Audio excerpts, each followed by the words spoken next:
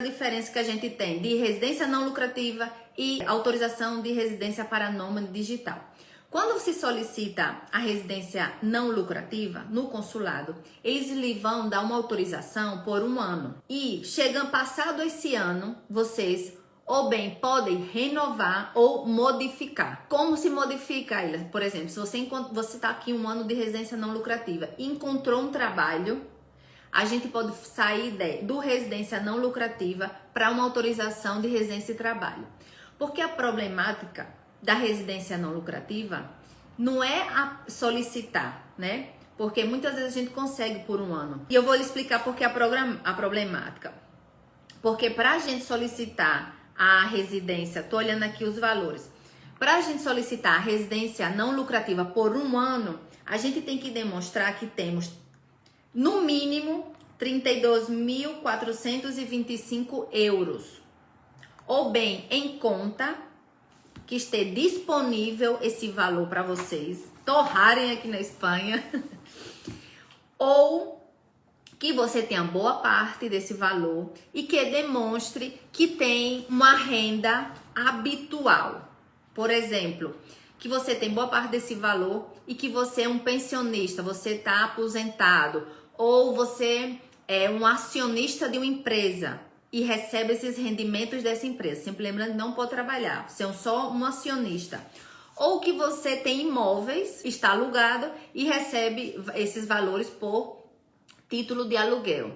E, gente, lembrando, tudo isso tem que estar documentado. Você não pode dizer, olha, você não pode ir lá no consulado e dizer, senhor, eu tenho 25.000 euros na minha conta. Só que acontece que eu tenho uma casa alugada, um escritório alugado, eu recebo uma pensão. Não pode só falar, você tem que demonstrar com documentação. Tudo no direito é assim. Documento. Falou, documentou. Falou, documentou. E a problemática está onde? Por quê? Quando a gente solicita uma autorização de residência não lucrativa por 1 ano, a gente tem que ter no mínimo esses 32.000 euros na conta. Só que esse ano passa muito rápido, a gente vai precisar fazer essa renovação. E a renovação, ela é feita por 2 anos. E o que é que acontece? A gente tem que demonstrar o dobro desse valor. Exatamente, a gente tem que demonstrar o dobro desse valor. E aí é que anda a problemática. O cálculo, como é que a gente chega nesse valor, né? Dos 32.000 euros? A gente chega nesse valor porque o governo diz que a gente precisa ter, o solicitante precisa ter 400% do IPREM. O IPREM é um índice que o governo da Espanha marca, que é o mínimo que você precisa ter para se manter aqui na Espanha por mês. E tá aí entre 580 euros por pessoa, o mínimo. Só que para residência não lucrativa, você precisa ter 400% do IPREM por 14 meses. Ayla, mas o ano só tem 12 meses. Por que você me manda eu calcular por 14 meses? Porque aqui na Espanha, os funcionários públicos, eles recebem 14 salários. Eles recebem os 12 meses, recebe 13º e recebe o 14º. Eles recebem o 13º, vamos supor que é o que a gente conhece, que é o do final do ano, e o 14º é no verão.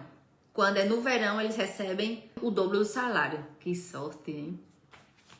Tem que ser funcionário público na Espanha. E quando? Então, o solicitante de residência não lucrativa tem que ter esses 400% do IPREM. E aí, se eu for com a minha esposa, então a gente tem que calcular 500% do IPREM, que aí para 2 seria 40.531 euros por 1 ano. E se vocês vão renovar por 2 anos mais, aí tem que ter aí 81.000 euros, tá? Bem é verdade que a gente pode demonstrar que a gente tem esse valor por qualquer meio de prova admitida em direito. Ou seja, se eu sou pensionista, eu apresento o meu imposto de renda. Se eu tenho imóveis alugados, eu apresento a escritura que esse imóvel é meu, tá? Que essa casa, que esse apartamento, que esse local comercial é meu.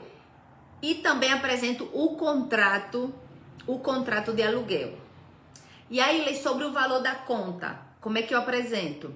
Você tem que apresentar um certificado bancário assinado pelo gerente carimbado, tá? E aí esse certificado bancário, eu peço para os meus clientes do Brasil que o gerente já calcule e transforme em euro, para que eles já saibam, porque assim, aqui na Espanha os funcionários, a gente tem que dar tudo mastigadozinho, né? Então quando ele vê o documento que tá, não pode ser print de tela, nem tirado da internet, não, tem que ser um documento assinado pelo gerente, carimbado e, se possível, é o que eu gosto de apresentar, o valor já em euro. Por quê? Porque isso vai facilitar. Aí, e no caso dos nômades digitais, o que eu preciso apresentar para eu demonstrar que eu tenho meios econômicos? Muito simples. Você vai apresentar o seu contrato de trabalho. Se você é CLT, você vai apresentar esse contrato de trabalho com essa empresa.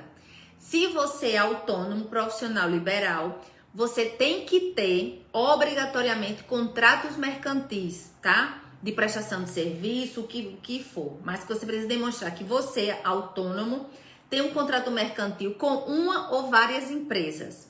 E até se admite, para autorização à residência de nômade digital, até se permite que você possa ter um contrato com a empresa espanhola, mas que esse contrato não pode superar 20% do seu faturamento total. Aí, mas como assim 20%? Eu posso ou não posso trabalhar com empresa da Espanha? Poder você até pode, tá? A lei sempre fala, o espírito da lei é que essas empresas estejam fora da Espanha, não sejam empresas espanholas. Mas se no caso você tem vários contratos com várias empresas, então uma empresa espanhola pode estar entre os seus contratos, desde que não supere 20% do seu faturamento total.